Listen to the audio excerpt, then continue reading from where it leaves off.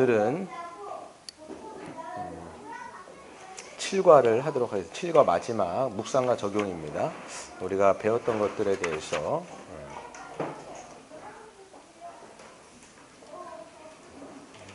보도록 하겠습니다.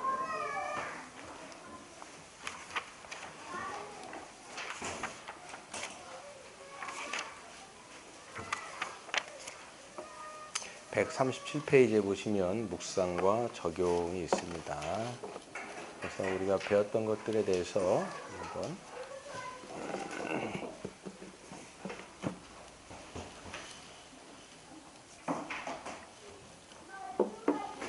네, 7과는 저희가 그 목사와 장로에 대해서 그 직분이 갖는 의미, 그다음에 직분의 본질, 그다음에 직분의 어떤 자격이라든지 그런 등등등에 대해서 배웠습니다. 중요한 것은 그러니까 하나님께서 직분을 세우실 때는 대리하신다라는 거예요. 그래서 예수님께서 직접 이 교회를 통치하시는 것이지만 실질적으로 뭐 예수님께서 현존하셔가지고 우리에게 뭐 말씀을 하신다든지 여러분의 신앙을 지도하신다든지 뭐 그러시지 않잖아요. 그러니까 그런 사람들을 세워서 이 교회가 체계적이고 조직적으로 잘 세워지고 온전하게 되게 하기 위해서 이제 직분이라고 하는 것을 세우는 거죠. 그 중에 이제 우리가 교회 안에서 있는 중요한 직분, 이제 항존직이라고 말씀드렸습니다. 그 항존직이 세 개가 뭐죠? 바로 목사, 그 다음에 장로, 집사. 이 세 가지의 직분이 항존직, 즉 항상 교회가 존재하는 한 있어야 하는 직분을 이제 말씀을 드렸습니다. 그래서 이 목사와 장로가 한 그룹으로 묶일 수 있어요. 그래서 목사와 장로는 어떤 직분입니까? 가르치고 그 다음에 이제 다스리는 직분이죠. 그래서 말씀, 뭐 이제 예수님도 마찬가지죠. 우리에게 이제 성경을 주셔가지고 그것을 잘 전하고 가르칠 뿐만 아니라 지도해야 돼요. 그래서 성도들의 삶을 지도하고 권면하는 것이 굉장히 중요한 겁니다. 그냥 가르치고 살피지 않으면 안 됩니다. 그래서 정말 성도들이 그 말씀대로 살아가고 있는지를 점검할 필요가 있습니다. 그래서 권면도 해야 되고 지도도 해야 되고 그렇죠. 그런 직분이 이제 지금 목사와 장로라면 이제 집사는 어떤 직분이냐? 바로 하나님께서 이제 그 교회로 하여금 천국 복을 주셨어요. 천국의 복락을 주셨는데 그래서 특별히 이제 구제하는 것을 힘써야 돼요. 그래서 어려운 사람들을 돕고 섬기면서 재정이 제대로 이렇게 이제 교회 안에 흘러갈 수 있도록 그것들을 잘 배분하고 분배하고 나누는 직분이 바로 이 집사의 직분인 것이죠. 그래서 말씀드린 것처럼 목사와 장로와 집사, 이것이 이제 뭐 계급으로 이해하면 이제 안 됩니다. 이거는 이제 계급이 아니라 영역의 문제고, 그리고 이 다른 영역인 거예요. 그래서 목사, 장로가 하는 영역이 있고요. 그 다음에 집사가 하는 영역이 있는 거죠. 그래서 은사를 따라서 다르게 이것이 이제 직분이 세워진다는 것을 말씀드렸습니다. 근데 이제 우리가 하고 있는 오해 중에 하나가 크게는 뭐냐? 바로 이게 계급이다 생각하는 순간 이게 이제 모든 성경적인 내용들이 다 망가지는 이제 이 내용들이 있는 거죠. 그래서 오늘 그런 것들을 다시 한번 점검하면서 오늘은 마지막으로 묵상 적용이라고 하는 것. 묵상이라고 하는 건 뭐냐면 하나님의 말씀을 듣잖아요. 들은 다음에 여러분 삶 가운데 어떻게 이게 적용이란 말을 어떻게 해야 될까요? 어떻게 삶 속에서 실현할까? 이게 적용이에요. 말씀을 실현하는 것. 듣기만 하는 자는 올바른 자가 아니죠. 하나님께서 뭐라고 말씀해요? 야고보서에 보면 듣고 그것을 행하는 자에게 뭐가 있다? 복이 있다 이 말씀하세요. 듣고 행하지 않는 자는, 이렇게 보세요. 듣고 행하지 않는 자는 야고보서 1장에 뭐라고 되어 있냐면 거울을 보고 자기 얼굴을 본 다음에 다시 돌아가서 똑같이 행하는 거예요. 그냥 보세요. 거울을 우리가 왜 보죠? 자기 얼굴에 뭐가 묻었는가, 옷 매무새가 어디가 잘못됐는가, 이걸 살펴보죠. 그러면 잘못된 게 있으면 어떻게 됩니까? 그거를 수정하거나 뭐 이런 데 뭐가 묻었으면 닦는단 말이에요. 그렇게 수정을 하여서 이제 하는 건데, 듣기만 하고 행하지 않는 자라는 거울을 보고 그냥 돌아서서 그냥 가는 자와 똑같다라는 거예요. 그러니까 우리는 적용이라고 하면 말씀을 딱 듣고 이게 하나님의 진리의 말씀이구나, 이것을 우리가 깨닫고 믿는다라면 개인적으로도 이것을 실행해야 되지만 교회적으로 우리가 이것을 시행하는 거죠. 그래서 보세요. 지금 교회론입니다. 그러니까 교회가 어떤 교회가 어떤 것인지 우리가 알고, 그리고 예수님께서 또 성경을 통해서 뭘 주셨어요? 교회는 이렇게 이렇게 행해야 된다라고 말씀하시면 그대로 우리가 어떻게 돼요? 행해야 되는 문제가 있는 거죠. 그게 주님의 기쁘심이 되는 것이고, 그렇게 했을 때 이제 교회가 이제 온전히 세워져 가는 모습들이 있는 겁니다. 그래서 이게 묵상과 적용이란 거예요. 1번 한번 같이 읽겠습니다. 시작. 주님은 목사와 장로를 통해서도 교회를 다스리신다. 더 정확히 말하면 성경 곧 하나님의 말씀을 전하고 가르치며 그대로 살도록 권하고 명하는 목사와 장로를 통해서 교회를 다스리신다. 그랬어요.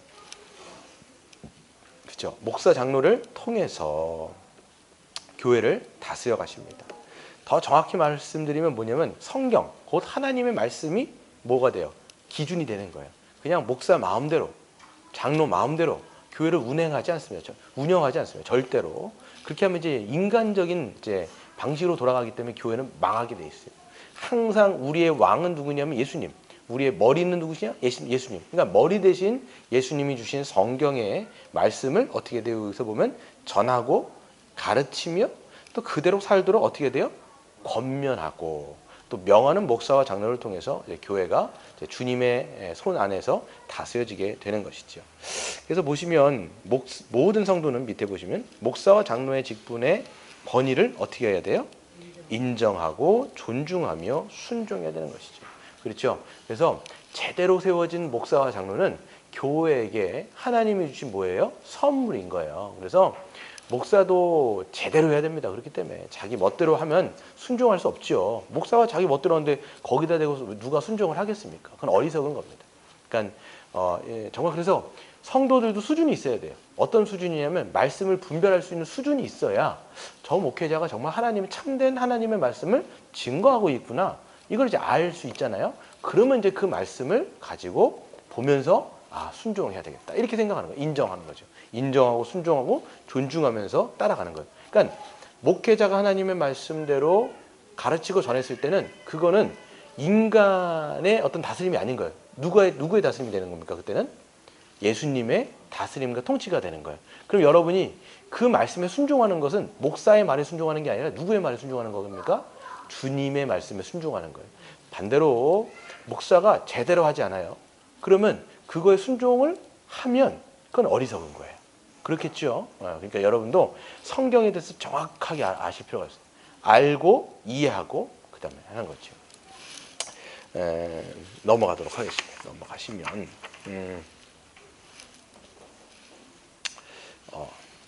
보세요. 목사와 장로가 오직 성경 말씀에 근거하여 가르치고 다스릴 때 모든 악한 것과 거짓을 물리칠 수가 있습니다. 이것이 교회와 우리 모두에게 안전함과 행복을 보전한다는 사실을 여러분들이 확신하셔야 돼요. 그래서 그 말씀에 근거했을 때 주님의 통치가 흘러가는 거예요. 그렇기 때문에 이런 것들을 통해서 이 악한 것, 죄된 것들은 다 막을 수 있고요. 그 다음에 우리 안에서 은혜도 넘칠 수 있고요. 그리고 또 이것을 통해서 우리가 안전함을 누릴 수 있어요. 복음, 진리가 선포되어지면 그 진리가 여러분의 삶을 안전하게 인도한다는 거예요. 그렇잖아요. 그렇기 때문에 이제 안전함과 행복을 보장받을 수 있다는 거예요. 그래서 교회가 든든하면, 즉 목사와 장로의 직분이 제대로 서 있기만 하면 교회는 정말 큰 복을 누릴 수 있을 뿐만 아니라 성도들이 이런 생각을 할 거예요. 교회 왔더니 안전하구나. 왜냐면 구원의 방주거든요, 이게. 여기 안에만 딱 들어있으면 우리가 안전하구나. 근데 목사 장로가 제대로 그 직무를 감당하지 않아요? 그러면 이거는요, 이제는 어떻게 보면 배로 설명하자면요, 방향 조타를 잘못하면 어떻게 됩니까? 엉뚱한 곳으로 가는 거예요. 엉뚱한 곳으로.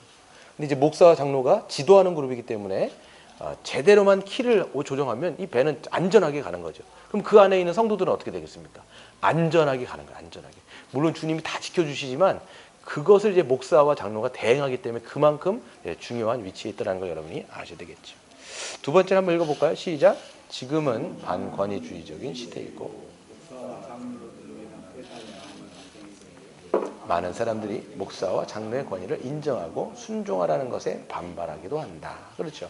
반권위주의 시대가 뭐냐면 지금 시대가 다 반권위주의적인 시대예요. 권위자들을 인정하지 않는 시대. 그렇죠? 정치인이라든지 뭐 세워놨어요. 하지만 인정을 하지 않습니다. 다. 그렇죠? 그래서 권위에 대해서 반감이 굉장히 큰 시대가 지금 시대예요. 예. 그래서 페미니즘이라든지 이거 다 반권위주의거든요. 어떤 면에서는 뭐 맞는 면도 있지만 다 이게 권위를 다 인정하지 않겠다라는 다 부분들인 거예요.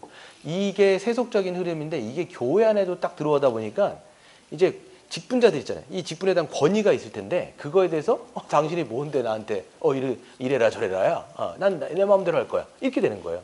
그러니까 교회에 왔을 때 사람들의 반응이 뭐냐면 교회는 그냥 내 평안만 하면 돼. 마음의 평안만 주면 되는 거지. 뭐 이래라 저래라야.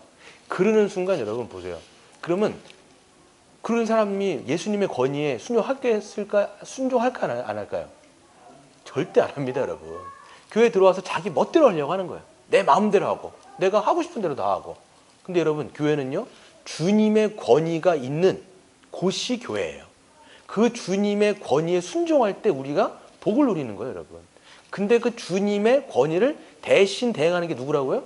목사와 장로 그리고 집사까지 이렇게 나간단 말이에요. 그러니까 이제 이 반권위주의에 딱 들어오면요. 직분자에 대해서 존중하죠. 이제 한번 제가 말씀드린 적이 있는데 청년 중에 한 명이 기억이 나네요, 제가. 아무튼 지금 하여튼 그 신문사에서 일하고 있더라고 보니까 그 어디더라?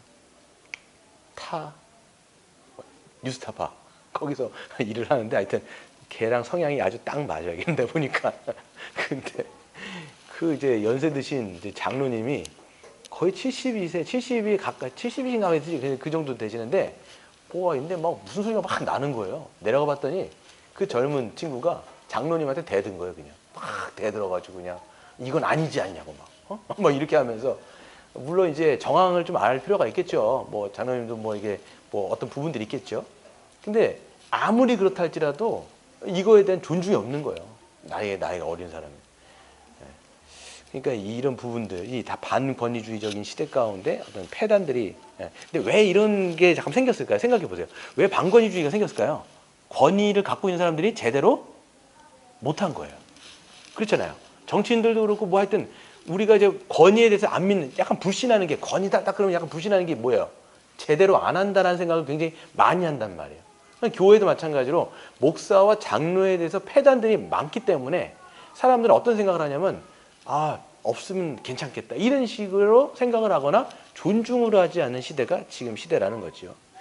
그런데 많은 사람들이 목사와 장로의 권위를 인정하고 순종하라는 것을 반발하기도 하는데 교회만은 시대 정신, 즉 이런 반권위주의적인 어떤 세상의 가치관을 따르지 말고 오직 주님의 말씀에만 순종하며 따라가는 것이 굉장히 중요합니다.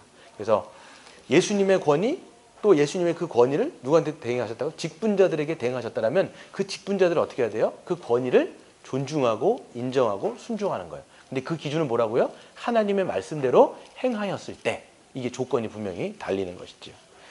그래서 목사와 장로로 인한 폐단은 그들 자신의 실수요 실패이지요. 그래서 직분 자체의 문제가 아닙니다. 이 둘을 구분하고 오히려 교회 안에 성경적으로 직분이 바르게 세워지도록 기도하며 애쓰는 것이 중요한 거예요. 그렇잖아요, 여러분. 목사와 장로가 폐단이 있다고 생각해요. 뭐 문제가 있어요. 그럼 여러분은 그거를 해결하려고 어떻게 하겠어요? 목사 장로를 없애자. 이렇게 해결을 하면 안 된다고요, 여러분. 그렇죠? 해결책은 뭐겠어요? 목사 장로를 없애는 게 아니라 그럼 목사 장로는 그 시스템을 누가 주신 걸까요? 목사 장로라는 제도를 누가 주셨어요? 하나님이 주신 거예요. 성경에 지금 기록이 돼 있잖아요, 지금. 그러면 예수님이 교회를 돌보도록 주신 것이 목사와 장로라면 그 제도를 없애는 것이 아니라 올바른 해결책은 뭐겠어요? 제대로 그것을 세우는 것이 올바른 해결책이라는 걸 우리가 기억을 해야 되는 것이죠. 그래서 밑에 한번 박스 읽어볼까요? 시작. 장로의 직분에 대한 성경적인 가르침이 무엇인지 분명히 배우고 확인하여 성경적인 다스림이 시행되도록 애써야 됩니다. 이것이 여러분 더 아주 본질적인 해결책인 거예요. 막 무작정 거부하고 비판하고 아니야 없애 이렇게 하는 게 아니라 목사 장로가 어떤 직분이냐 이 본질을 다시 얘기하는 거예요. 다시 목사 장로는 뭘 하는 거냐 이런 직분이라면 어떤 방식으로 세워야 되며 어떤 사람이 세워져야 되겠느냐 이거를 보고 올바르게 세우는 것이 원 위치에다가 갖다 놓는 내용일 거란 말이죠. 그러니까 우리가 자꾸만 무슨 문제가 자꾸 생기잖아요. 무슨 문제가 생겼어요. 그 문제가 생겼을 때 해결책은 뭘까요? 근본으로 돌아가는 거예요, 여러분. 기본으로 다시 돌아가는 게 되게 중요합니다. 근데 우리는 기본을 생각을 안 하는 거예요. 이건 됐고, 참 어떤 식으로 문제를 해결하려고 그러면 다른 방식으로 해결을 해요. 그러다 보니까 오히려 문제를 해결하려다가 다른 더 먼 곳으로 떠내려가는 경우가 있어요. 항상 여러분, 지금까지 교회 역사상 멀리 갔을 때 다시 뭐냐면 종교개혁자들이나 수많은 다시 믿음의 선배들은 어떻게 했냐면 성경, 이 정경이 뭐라고 얘기하는지를 다시 생각하여 그리로 돌아왔어요. 이걸 우리가 뭐라고 얘기하냐면 아드폰테스라고 얘기해요. 아드폰테스가 뭐냐면 본질로 돌아가자. 이게 바로 성경으로 돌아가자. 이 얘기인 거예요, 여러분. 예. 그래서 세 번째를 한번 보시면 어떤 사람들은 교회 개혁을 외치면서 주님이 세우신 직분 체제를 흔들거나 없애려고 하는 사람이 있습니다. 그래서 그러나 사람의 어떤 좋은 생각도 성경, 곧 주님의 뜻보다 더 높을 수는 없는 거죠. 그래서 요즘 이게 막 교회들이 막 문제가 너무 많잖아요. 또 특별히 뭐 직분에 관한 문제도 굉장히 많거든요. 대부분 직분에 관한 문제들이에요. 제가 보니까. 이게 근데 왜 직분의 문제가까지 흔들리냐? 이건 다 도미노 현상. 제가 말씀드린 거 있죠. 교회가 성경적인 기준을 무시한 걸로 인해서 쫙 넘어진 거예요. 첫 번째 어디서부터 무너졌냐? 교회의 회원으로 받아들이는 세례의 문제부터 이게 무너진 거예요. 여러분 세례가 무너지면 뭐가 무너질까요? 다음으로 무너질 게. 그게 바로 성찬이 무너져 버리는 거예요. 왜냐하면 성찬은 누가 받냐면 세례받는 교인이 성찬에 참여하게 되는데 이 사람이 회심했는지 안 했는지도 모르는데 그냥 세례를 막 줘요. 그러면 어떻게 돼요? 성찬에 참여하게 됩니다. 그러면 주님의 몸을 더럽히게 되는 거예요. 그런데 게다가 거기 안에서 세례가 무너지면 어떻게 되냐면 신자도 있을 수, 회심한 사람도 들어올 수 있지만 아직까지 회심하지 않은 사람들도 교회 안에 들어올 수 있어요. 그러면 세례가 망가졌기 때문에 여기 안에서 또 뭘 뽑습니까? 여기서 또 직분 잘 뽑아버려요. 그러니까 이게 다 무너져 버리는 거예요. 그러면서 교회가 이게 어떻게 보면 이게 촥 내려가 버리는 거예요, 이게. 예. 그거는 하나를 문을 탁 열어놓으니까 이게 전체가 다 들어오는 거예요. 이런 문제들이 있게 되는 것이죠. 예. 그래서 이런 원리들을 우리가 하나하나 다시 세우는 것이 굉장히 중요한데요. 그래서 이제 이거를 개혁한다고 치고 개혁한다는 미명하에 이제 목사와 장로를 없애자 뭐 이런 그룹들이 있는데요. 실질적으로 있습니다, 여러분. 그래서 이게 가정교회라든지 가정교회가 뭐 다 안 좋은 건 아니지만 정말로 급진적으로 나가는 데는 우리가 형제요 자매지 무슨 여기 직분이 필요해. 그냥 우리가 가족처럼 지내자. 여기까지만 가요. 이거 참 좋은 건데 여기에서 끝나고 직분은 그러니까 세우지 말자. 이렇게 돼버리는 거예요. 그러니까 목사도 없어요. 장로도 없어요. 집사도 없어요. 그러니까 우리 형제 자매로 끝나는 거예요.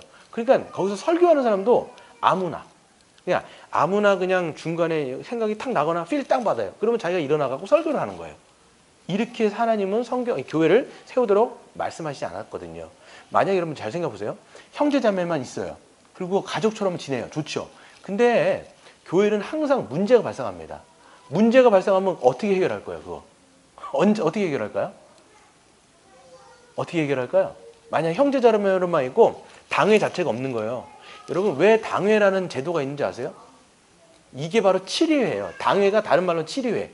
교회 안에 문제가 생겼을 때 그거를 성경적인 기준으로 판단하고 분별하고 재판을 해가지고 이거를 권징하거나 출교하는 문제거든요. 그것을 통해서 목적이 뭘까요? 치리하는 목적이 뭘까요? 권징하고 치리하고 출교하는 목적이 뭘까요? 사람을 내쫓는 게 목적이에요? 아니면 교회를 거룩하게 보호하는 게 목적이에요?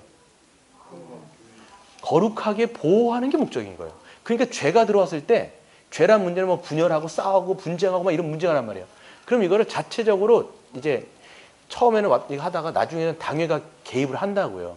진짜 안 되겠으면 이 어떤 사람들을 출교로 해갖고 교회 자체를 거룩함을 딱 보호한단 말이에요. 근데 만약 형제자매요. 그냥 다 가족이에요. 그럼 거기에 이거를 행할 수 있는 기관이 없어지는 거예요. 하나님은 그것을 위해서 목사와 장로라고 하는 직분을 두신 겁니다. 이걸 우리가 알겠죠. 근데 항상 그 기준이 뭐라고요? 성경대로 하고 있냐, 성경대로. 성경이 항상 기준이어야 돼요, 이건. 그래서 목사 장로 없애는 게 아니라 교회나 어떤 권위도 두지 말자 이런 것들은 이제 이게 이렇게 좋은 방식이 아닌 거죠. 그래서 잘못된 교회 개혁이 있어요. 성경적이지 않은 혹은 성경에 근거하지 않은 교회 제도 개혁은 오히려 교회에 더 큰 고통을 가중시킬 뿐이에요. 항상 다른 방식이 아니라 성경으로 돌아가서 뭐라고 얘기하는지 이야기해야 되겠죠. 네 번째 한번 읽어볼까요? 시작.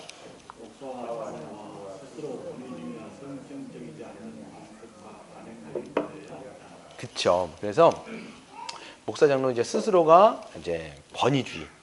이게 권위는 좋은 거지만, 그러니까 권위는 이제 하나님이 주신 거지만 권위주의라고 하는 것은 굉장히 안 좋은 거예요. 그러니까 이게 뭡니까 이제 막 거들먹거리거나 그리고 너무나만 어떤 것들 특권들을 막 갖고 있거나 이게 이제 권위주의의 어떤 폐해인 거죠. 성경적이지 않은 어떤 관습이라든지 관행들은 빨리 버려야 됩니다. 그래서 오직 성경, 곧 하나님의 말씀에 따라 교회를 세우려고 모든 노력을 기울여야 됩니다.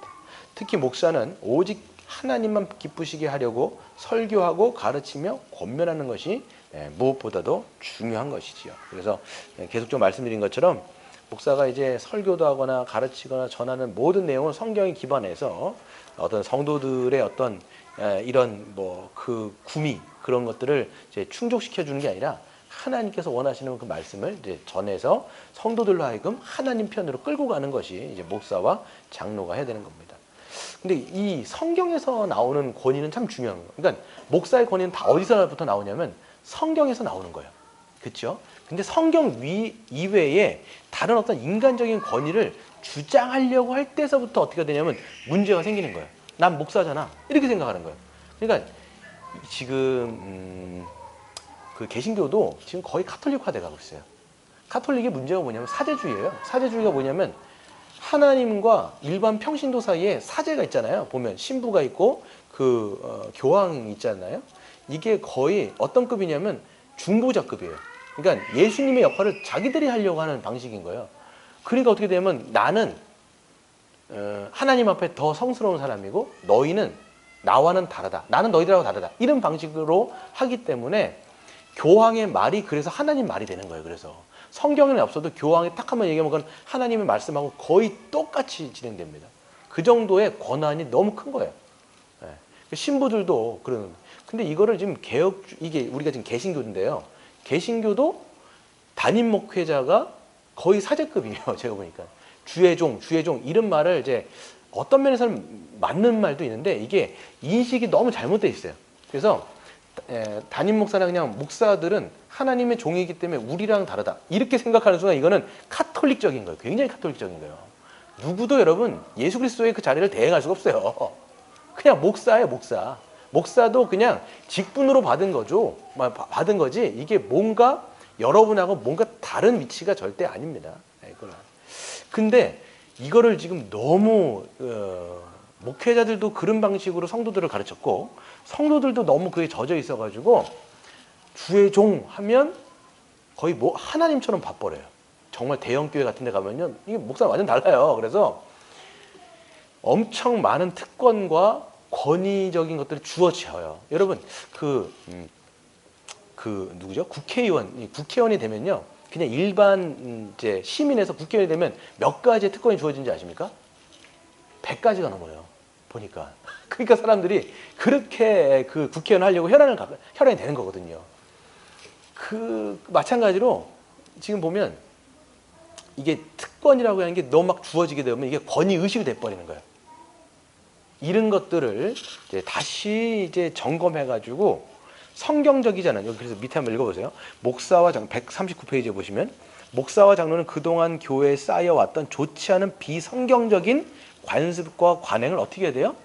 버려야 돼요. 그래서 권위주의에 찌들어 있는 어떤 것들은요 과감히 버려야 다시 목사는 그 목회자의 위치를 찾고 권위주의가 아니라 그냥 말씀의 권위를 가지고 진짜 그 교회를 위해서 살아갈 수가 있는 거죠. 그래서 마치 다른 성도보다도 높은 지위에 있는 것처럼 생각하며 행동했던 모든 것들을 이제 버리는 것이 굉장히 중요한 겁니다. 그래서 이거는 알게 모르게 들어와 있기 때문에 뭐 이런 거 어떤 게 있을까요?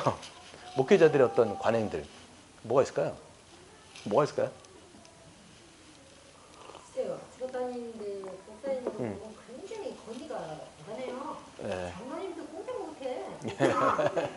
예. 예. 물론 권위는 있어야 되는데 이제 권위주의가 문제죠. 권위주의. 성경에서 말하는 것, 이 다른 어떤 이제 것들로 인해서 이런 관습과 관행들이 뭐가 있을까요? 딱 생각이 안 나는데. 그렇죠. 아무튼. 예. 그래서 뒤에 뭐 이제 사례 문제가 있겠지만 과도하게 너무 측정해도 안 돼요, 이게. 너무 과도하게 측정하면 목사 같은 경우는 뭐 다른 건 마찬가지겠지만 사람은 돈이 많아지면 부패하게 돼 있어요. 그렇죠? 그렇죠. 너무 적어도 안 되고 너무 많아도 이게 적정선을 교회가 측정을 해가지고 할 필요가 있어요. 근데 과도하게 뭔가를 거기다 다 해버리면 이제 힘들어지는 거죠. 그렇게 되면 이제 목회자 자신도 부패하게 되고 교회도 그런 것 때문에 재정 압박을 받게 되는 거예요. 이게 어떤 면에서 이제 골고루 또 균형 잡히게 이제 써야 할 곳에 곳곳에 써야 되는 거죠. 근데 뭐 모든 어떤 교회에 들어오는 헌금을 목회자들에게 다 간다. 이건 좀 말이 안 되잖아요. 뭐 예배를 위한 것도 양육을 위한 것도 성교를 위한 것도 골고루 분배해 갖고 우리 교회가 재정을 제대로 할 수 있어야 되는데 그게 과도하게 막 한 군데로 들어간다. 이거는 이제 문제가 되는 거야. 이게 목회자들에 대한 어떤 관습과 관행. 여러 항목들을 다 붙여놓는 거예요. 막 그래서 조금 필요 없는 항목까지 다 이걸 붙여놓고 그걸 투자 이렇게 얘기한다. 그건 약간 문제가 되는 것이죠. 그래서 안 좋은 것들을 버리는 것보다 더 중요한 것은 뭐냐면 성경적인 다스림으로 적극적으로 행하는 것이 정말 중요한 것이죠. 두 번째 한번 읽어보겠습니다. 시작.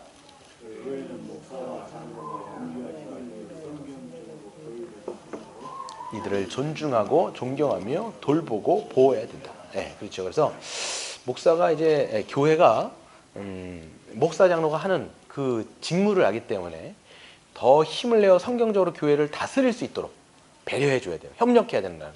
그게 뭐냐면 이제 존중하고 존경하고 돌보고 보호해야 되는 거죠. 첫 번째는 뭐냐면 특히 하나님의 말씀을 대언하는 막중한 책임을 맡은 목사가 더욱 목사를 더욱 존경하며 돌보고 이제 보호할 필요가 있습니다. 특별히 이제 성경 곧 하나님의 말씀을 담대히 그리고 충분히 선포하도록 분위기와 환경들을 조성해 주는 것이 굉장히 중요하겠죠. 담대히 한다는 건 뭐냐면 성경에는 사람들이 듣기에 싫어하는 말들도 굉장히 많아요.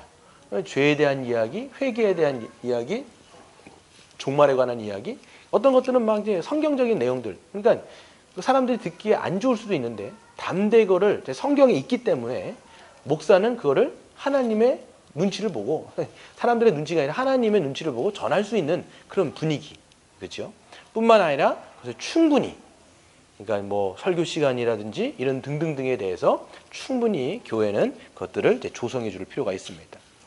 그리고 목사와 함께 교회를 다스리는 장로는 어느 누구보다도 이 일에 뭐 해야 됩니까? 관심을 가져야 되는 거죠. 그래서 교회 안에 하나님의 말씀과 예수 십자가의 복음이 충분히 흘러넘치도록 이제 잘 해야 되는 것이죠. 목사와 장로가 이거를 힘을 합쳐서 하는 겁니다. 그래서 우리 교회는 충분히 말씀을 우리가 배우고 있느냐, 말씀으로 훈련하고 있느냐, 그리고 함께 그 말씀으로 기도하며 그런 시간이 정말 충분하게 주어지고 있느냐. 이게 충분히 안 되는데 그냥 사적인 모임을 대부분 해버리고 그런데 시간을 더 쓰자고 얘기하고 그러면 안 된다는 거예요. 시간 배분을 잘해야 되는 거예요. 그래서 말씀을 훈련하고 저희 교회 같은 경우는 지금 대부분 모이는 시간이 수요일, 그렇죠? 수요일 날도 뭐 1시간 정도 이 정도 하고요. 대부분 저희 모임은 주일날에 다 뭉쳐 있는 거예요. 그거를 잘 배분해서 충분히 말씀을 함께 듣고 배우고 같이 기도하고 그런 시간들을 확보를 해야 되겠죠. 그래서 이 기도하는 시간이 짧아요. 제가 보니까 지금 저희 교회는 균형적으로 봤을 때 말씀 듣는 시간이 좀 있는데 저희는 기도하는 시간이 그렇게 많지 않기 때문에 이걸 좀 어떻게 좀 해결해야 될까 약간 저는 이런 고민 가운데 있습니다. 네. 그래서 이런 분위기, 그래서 교회 안에서 복음, 예수님의 십자가의 복음이 충분히 흘러넘치도록 이제 목사와 장로는 그렇게 해야 되고 교회도 그렇게 협력하여서 같이 나가는 거죠. 그러니까 목사는 그렇게 하고 장로는 그렇게 하자 하는데 성도들은 막 왜 그런 걸 왜 합니까? 우리 더 뭐 합시다, 딴 거 합시다, 막 이렇게. 제가 옛날 청년부에 처음에 부임했을 때 청년들이 했던 게 뭐냐면 이렇게 뭐 얘기를 해요. 뭐 설교는 이렇게 해주시고 언제 이렇게 해주시고 뭐 하면서 뭘 얘기하냐면 MT 많이 가자, 뭐 얘기를 많이 놀러 많이 가자 이런 거. 뭐 MT 가는 것도 정말 중요한데 메인적인 것들을 정말 우리가 다 한 다음에 그런 것들은 이제 부수적으로 같이 하는 거죠. 네. 그래서 한번 박스 한번 읽어볼까요? 시작. 모든 성도가 함께 모여 교회 안에 말씀과 복음이 온전한 신앙생활을 하기에 충분한가를 진지하게 검토해야 됩니다. 그래서 함께 복음으로 충분한 온전한 신앙생활을 하기에 충분한지 진지하게 검토하고, 어떻게 하면 성경을 충분히 배우고 익힐 수 있으며 복음을 분명하고도 풍성히 알아 말씀대로 살 수 있을지를 구체적으로 모색할 필요가 있습니다. 그래서 성경을 충분히 배울 뿐만 아니라 분명하고도 풍성히 하고, 어떻게 하면 또 삶 속에서 우리가 구체적으로 말씀대로 살아갈 수 있을지를 고민할 필요가 있는 것이지요. 또 보시면 밑에 목사의 생계를 그렇기 때문에 책임지고 돌봐야 됩니다. 또한 연구와 목회 활동을 잘 할 수 있도록 도울 필요가 있고요. 성도들은 목사가 오직 말씀 사역에 전념할 수 있도록 목사를 돌보고 섬기는 일에 교회의 재정의 우선순위를 둘 필요가 있는 것이죠. 그래서 뭐 어떤 분들 같은 경우는 막 이중직, 제가 지난 시간에 말씀드렸는데 두 가지를 막 같이 해요. 뭐 택시 운전을 한다든가, 이거 물론 불가피하면 할 수도 있겠죠. 근데 그렇게 하는 순간 제대로 하기가 어려워요. 제가 보니까 연구할 시간도 부족하고, 그 다음에 가르치고 미룰 시간도 부족한데 여기서 뭐 막 다른 걸 한다고 하는 것은 이게 목회에 전념할 수가 없게 만드는 것이고, 결국은 그거는 누구에게 손해가 가냐면 교회에 전체적으로 그냥 영향이 갈 수밖에 없습니다. 목사가 연구한 걸로 같이 나누고 먹는 그 말씀 먹는 건데, 목회자가 충분히 먹지 못하는데 어떻게 그걸 성도들에게 나누어 줄 수 있겠냐라는 거죠. 그래서 정말 근데 개척교회는 다 힘들어요. 제가 보니까 이거를 안 할 수 없는 구조가 있어요, 보니까. 근데 그렇게 하면 정말 목회는 쉽지 않겠다, 생각이 들어요. 제가 아는 목사님이 계신데 지금은 그분이 이제 사임을 하신 것보다는 오히려 이제 막 학자 같은 스타일이에요. 책을 쓰세요, 지금은. 그래서 두 가지를 가져요. 그분은 굉장히 머리가 좋고 공부를 엄청 하시는 분이에요, 정말로. 근데 이게 사정이 안 되니까 그냥 일반 회사도 가셨다가 그 다음에 운행하는 걸 뭐라고 하죠? 대리운전, 뭐 이런 걸 하는 거예요. 그러니까 이게 교회를 감당할 수가 없는 거예요. 그러니까 그동안 막 그분이 엄청 공부를 하고 막 이게 하는데 그럴 시간을 못 내는 거예요, 자기가. 그러니까 나중에 이제 교회를 접었어요. 지금은 근데 이제 많은 책들을 쓰시더라고. 오히려 저수를 해갖고 본인이 이제 한국교회에다가 이게 기여를 하시는 부분들이 있는데 실제적으로 두 가지 하는 거는 쉽지가 않더라, 이런 생각이 듭니다. 그래서 140페이지 보시면 수집된 헌금에서 되는 대로 일부분의 사례를 주는 게 아니라 각자의 수입을 목사와 함께 나누는 것이 굉장히 중요합니다. 되는 대로 이게 모아서 주는 게 아니겠죠. 왜 그러냐면 목사도 이제 어떻게 보면 이제 교회의 가족인 거죠. 여러분, 이제 가족이 막 받지도 못하고 막 있는데 그렇게 있진 않을 거 아닙니까? 그러니까 그 사람을 위해서 살아갈 수 있도록 생계를 책임지는 것이 굉장히 중요하겠죠. 두 번째 한번 읽어보겠습니다. 시작. 목사와 더불어 특히 장로는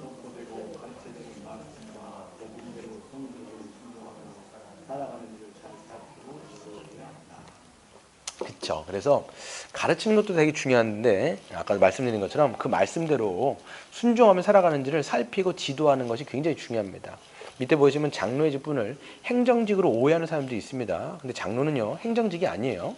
하나님의 말씀으로 모든 성도들을 어떻게 하는 직분이에요? 다스리는 직분이에요. 다스린다라고 얘기한 건 뭐냐? 말씀을 제대로 배워서 성도들이 잘 알고 있는지, 즉 이해하고 있는지, 뭐 복음의 기초라든지, 뭐 교회론이라든지, 그래서 이것들을 배워서 잘 이해를 하고 있는지를 점검을 해야 돼요. 그리고 그대로 살고 있는지를 살피고 그에 따라서 권면해야 돼요. 권면에는 뭐가 있냐면 책망도 있고요, 징계도 있어요. 그래서 못 살면 권면해야 돼요. 그리고 징계도 해야 된단 말이에요. 그러니까 이게 이제 뭐 쉽지 않은 직분입니다, 이게. 그래서 이게 장로의 다스림의 방식인 거죠. 장로는 그래서 성도들의 삶을 살피기 위해서 만나거나 뭐 할 권한이 있습니까? 신방을 할 권한이 있어요. 신방을 한다는 건 뭐냐면 그 사람을 일대라고 만나서 정말 그 사람의 삶을 점검하는 거예요. 그래서 여러분 상담 같은 거 있잖아요. 상담도 이게 굉장히 필요한 거예요. 그래서 1대1로 만나가지고 권면도 하고 이것들을 지금 하는 거죠. 그래서 그 신앙적 상태를 점검하기 위해서 질문도 하고 삶을 살필 권한이 있는 겁니다. 그래서 박스를 한번 읽어볼까요? 시작. 이를 위해서 장로는 그 누구보다도 더 말씀과 복음을 배우는 일에 힘을 쓰셔야 돼요. 진리를 잘 알고 진리가 아닌 이단적 사설과 거짓 가르침을 분별하기 위해서도 애를 쓰셔야 됩니다.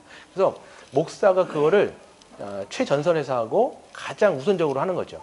그러면 그 목회자가 하는 그 말씀, 이거를 또 장로는 잘 또 배우고 먼저 이해하고, 그러니까 이제 이 말씀에 대한 뭡니까? 식견이 좋아야 됩니다. 이 식견이 있어야 돼요. 그래서 말씀에 대해서 신학적인 어떤 것들, 내용들에 대해서 굉장히 잘 알 필요가 있어요. 그래야 어떻게 됩니까? 그 말씀을 기준으로 누구를 점검해요? 성도들을 잘 권면도 하고 또 그렇게 이끌 수가 있기 때문인 것이죠.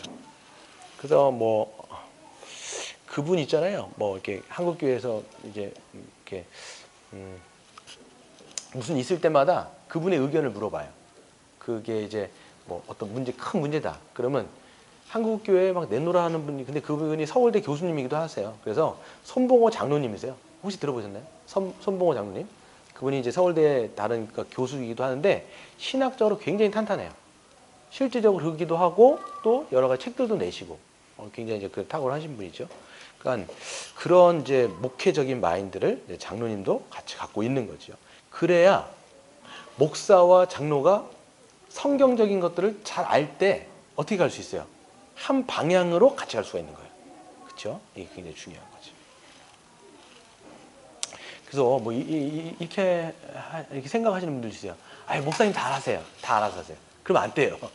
이게 다 같이 가야 되는 거예요. 같이 이렇게 해갖고 막 이렇게. 저번에도 뭐 저기 노회에서 오신 분들이 있는데 그분들이 계속 그런다고 하시더라고요. 자기네들은 그냥 뭐 다 우리 목사님이 알아서 할 테니까 자기네들은 이제 그냥 뒤에서 하라는 대로 시키는 것만 한다 이거예요.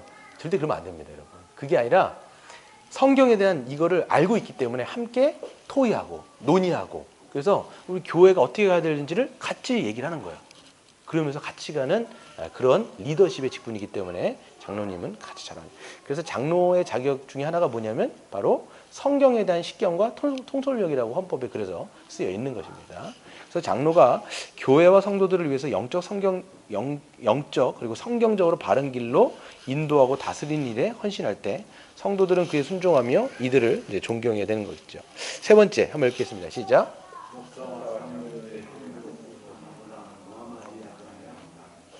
누가 비방하고 모함할 때는 나가서 하셔야 되는 거죠. 그래서 여러분 이제 목사와 장로는 어떤 위치냐면 진리에 대해서 자꾸만 얘기해야 되잖아요. 그리고 권면도 해야 되고 그리고 때로는 징계도 해야 돼요. 그러니까 마음에 안 들 수가 있어요. 누군가는 그 얘기를 딱 듣고 마음이 확 그냥 안 좋아질 수 있어요. 그러면 어떻게 합니까? 그 사람에 대해서 이제 비방하기 시작한다는 거예요. 그러니까 비방받을 위치가 목사와 장로인 거예요. 그렇기 때문에 교회는 목사와 장로에 대해서 어떻게 해야 됩니까? 그 평판과 명예를 보호하는 것이 굉장히 중요합니다. 사단과 악한 마귀들은요, 교회를 무너지게 하려고 지도자들을 공격하는 경향들이 큰 거죠. 그래서 목사와 장로는 점검하고 책망하며 징계까지 하는 직분이기 때문에 많은 악한 자들, 누구냐면 회개하지 않거나 겉으로만 회개한 척하고 원통함을 풀지 않는 그런 사람들이 있어요. 교회 안에. 그런 사람들이 뭐가 됩니까? 공격의 대상이 돼버리는 거예요. 잘 보세요. 어떤 사람은 정말 맞는 말만 하는 거예요. 참 맞는 말만. 근데 자기는 그게 못 살아요.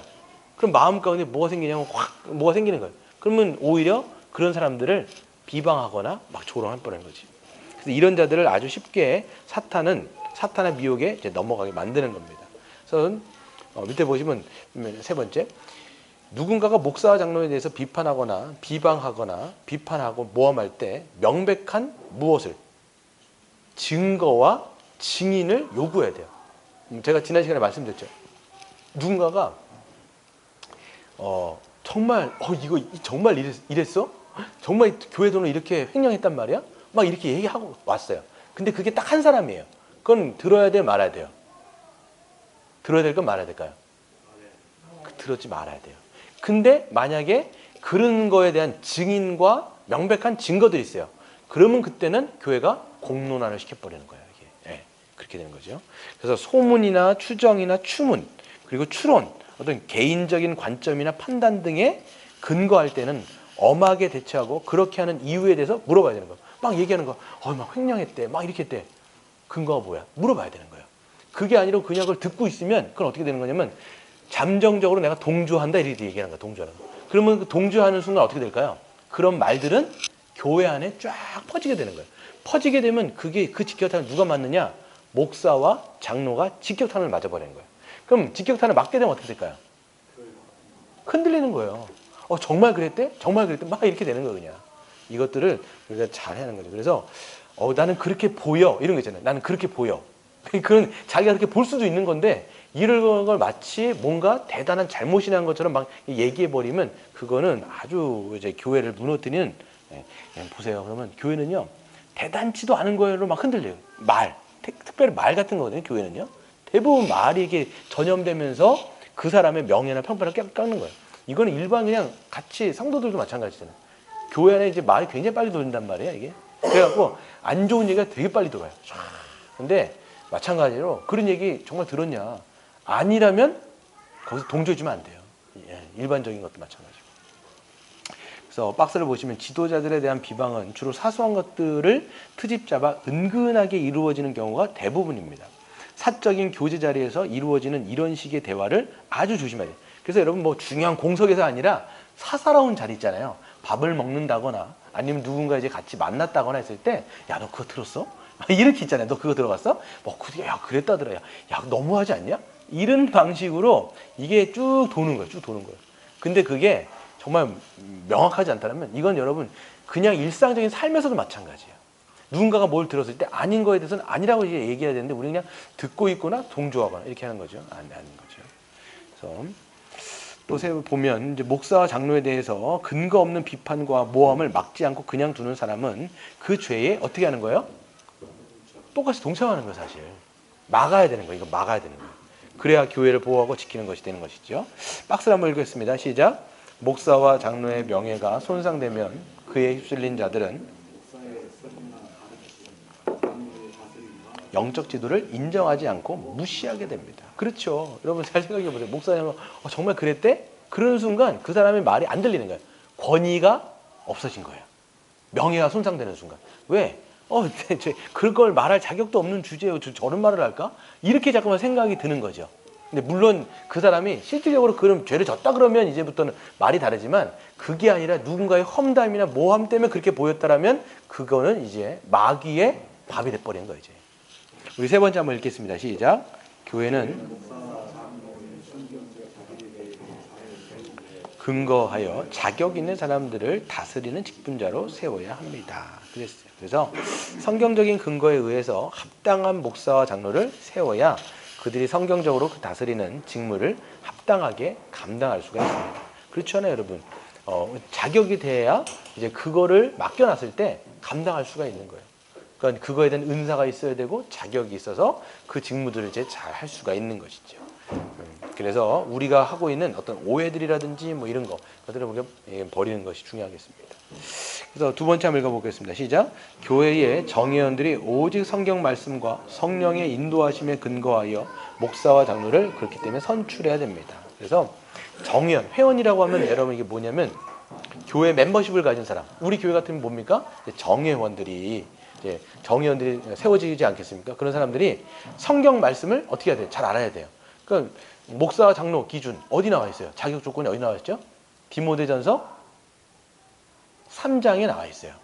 보시면 딱 나와 있어요. 그냥 감독의 자격은 이와 같으니 이렇게 돼 있단 말이에요. 이 조건에 부합한지를 보고 이제 그런 사람들을 세우는 거죠. 집사도 마찬가지입니다.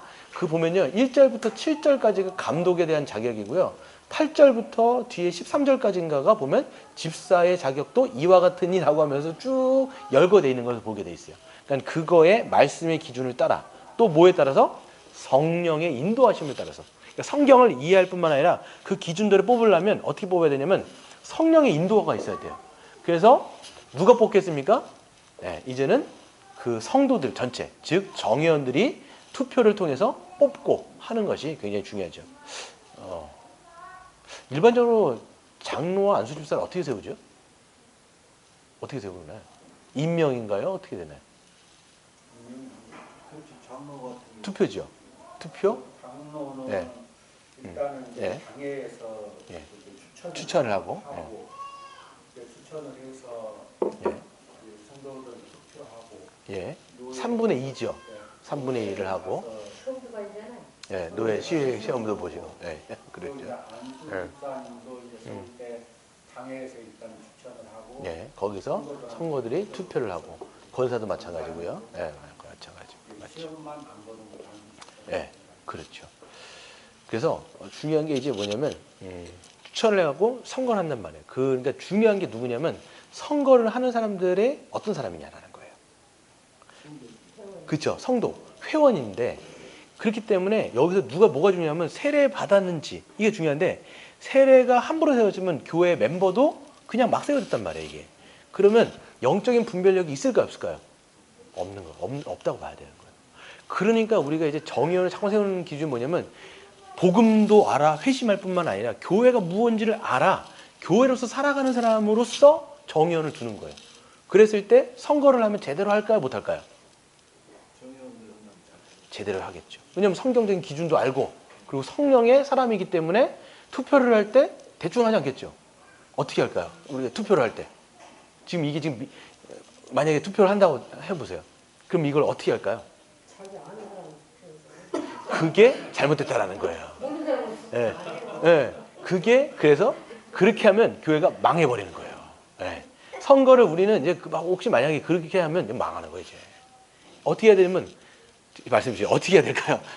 선거를 만약에 해요. 어떻게 하실 거예요? 뭘 따라서 뽑으실 거예요? 그러면 그렇죠. 기준이 딱 성경에 그래서 잠깐만 제가 성경을 얘기하는 거예요. 디모데전서 3장에 딱 나와 있는 기준을 딱 보고 정말 이 사람이 이거에 맞는 기준에 맞는 사람인가 이걸 먼저 보겠죠. 그리고 두 번째 이제 투표를 할 때 어떻게 돼요? 성령의 인도하심을 구하면서 하나님 정말 우리 교회에 어떤 사람이 뽑혀야 정말 이 직무를 잘 감당할 수 있겠습니까? 라고 고민하면서 기도하며 한 표를 던진단 말이에요. 그러면 여러분 이 공동의회에서 그게 공동의회예요. 여러분 우리 이제 정의원이 할게 공동의회에서 어떤 사람이 선출이 딱 됐어요. 그러면 그거는 민주주의 방식으로 뽑힌 겁니까? 아니면 예수님께서 우리 주님께서 결정하셔갖고 내린 결론입니까? 뭘까요? 그렇죠. 주님께서 우리에게 그 뜻을 우리의 투표를 통해서 알려주신 거예요. 그러니까 또 중요한 게 뭐냐면 성령의 사람들이라야 되는 거예요. 이 사람들이 정말 회심해가지고 복음으로 딱 있는 사람, 교회가 무엇인지도 알고 주님의 어떤 그 사명이 뭔지 아는 사람들이 그래서 제대로 뽑혀 있어야 교회가 제대로 가는 거예요. 그래서 여러분 정회원의 수준이 직분자의 수준인 거예요. 그래서 이게 굉장히 중요한 거죠. 여러분 그래서 아는 사람 뽑으면 안 되는 거야. 이게 내 초등학교 동창이네, 우리 지역이네 이렇게 뽑으면 절대 안 됩니다. 아니요. 장로님들도 교육받을 때 같이 받아야 2년 아는 사람이 있어요. 아 그죠. 많은 사람이 있는데 교회 문 앞에가 장로님 자격증 안수집사를 또 세워요. 어디 있죠. 그래서 잘하는 사람은 이제 하는데 그죠. 성도도 많으시고. 교회마다 다르거든요. 문 앞에 가서 인사 주세요. 그죠. 그래서 대흥교회 같은 경우에 우리 지구의 거기 같은 교회는 계속 떨어지는 사람들도 있더라고요. 예, 그렇죠. 그렇죠. 자격이 안 돼 보이면 떨어뜨리는 거죠. 근데 이제 전에 있던 우리 교회는 무조건 하고 그냥 통과하니까 그게 잘못됐고 그러니까 교회마다 그만큼 그렇죠. 그 기준은 이제 헌법이 되어 있는데 그 헌법 자체가 디모데전서 3장을 기준으로 써놓은 거예요. 저기 아예. 그래서 장로의 자격과 뭐 집사의 자격과 이렇게 쭉 써놓은 게 성경의 기준이죠. 뭐 새벽기도 같은 거라도 그 동네에 한 번이라도 빠지면 뭐 그것도 있죠. 그건 이제 교회마다 어떤 이제 정관 같은 걸로 있겠죠. 장로님도 그러면 새벽기도 빠지면 뭐 그거는 이제 교회 안에서의 어떤 이제 문제들인 거죠. 뭐 이럴 수는 있죠. 그래서 그런 성경적인 기준을 제대로 이제 보는 거예요. 그래서 성경적인 기준을 보셔야 돼요. 그래서 뭐 그때 이미 봤죠. 저희가 지난 시간에 여러분들 그 기준이 있어요. 그래서 뭐 책망할 것이 없으며 한 아내의 남편이 될 것이며 자기의 자녀들을 잘 양육할 것이며 그 다음에 또 뭐가 있어요? 나그네를 잘 대접하고 가르치기를 잘하며 또 술에 임박이지 아니하고 그 다음에 뭐 절제하며 단정하고 뭐 이런 거죠. 이 쭉 기준들이 있단 말이에요. 그게 대부분 뭐냐면 신앙의 인격, 이거 신앙의 인격이 돼 있냐 일단. 그리고 직무가 있으니까 잘 가르치고 또 다스릴 수 있느냐 이거를 보고 장로와 목사를 세우는 것이고 또 집사의 기준도 또 있다라는 거죠. 그래서 항상 뭐에 맞추냐면 이 직무를 잘 감당할 수 있는지를 본다라는 거예요. 그래서 이것을 성령의 인도하심을 따라서 선출하게 되는 겁니다. 그래서 밑에 보시면 이때 세속적인 이유 여기 나오죠. 뭐 친분이라든지 유분리, 유분리의 여부가 이게 무슨 말이죠? 유분리의 여부가? 유분리? 아 그러니까 그렇군요. 예. 한자 약해서 예 그러네요. 예. 이익이 되는지 자기에게 이득이 되는지 안 되는지를 따라서 그 사람을 뽑으면 안 된다는 거죠. 예. 그래서 사적인 관계, 혹시 친척이라든지 어떤 동양이라든지 그것을 근거해서 선출하면 이제 큰 죄가 됩니다. 그래서 이는 성령의 인도하심을 회방하는 것이기도 합니다. 그래서 그런 어떤 인지상정의 관계로 뽑는 게 아니라 어떻게 돼요? 성경의 기준대로 뽑을 때 우리가 이제 주님의 뜻을 우리가 따를 수가 있는 거죠. 밑에 한번 박스 읽어보겠습니다. 시작.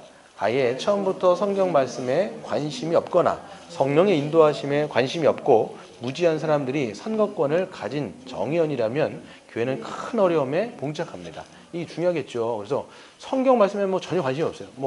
그럼 자격도 모르겠죠. 그러니까 성령의 인도하심에는 전혀 관심이 없어요. 그냥 세속적인 사람인데 교회만 왔다 갔다 하는 사람이에요. 근데 세례까지 받은 거예요. 그러다 보니까 이런 사람들을 정의원으로 받아들이면 교회는 어떻게 돼요?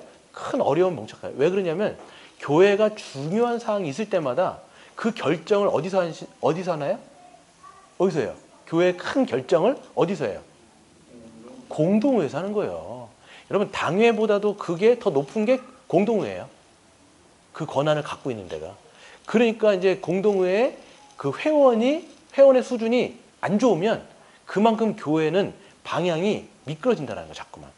그래서 또 두 번째 읽겠습니다. 시작. 각 교회마다 발언권, 의결권, 선거권, 피선거권을 가진 회원이 누구인지를 확인해보고 하나님의 말씀에 근거하여 살기 위해 애쓰며 성령의 인도하심에 순종하며 사는지를 점검해보자.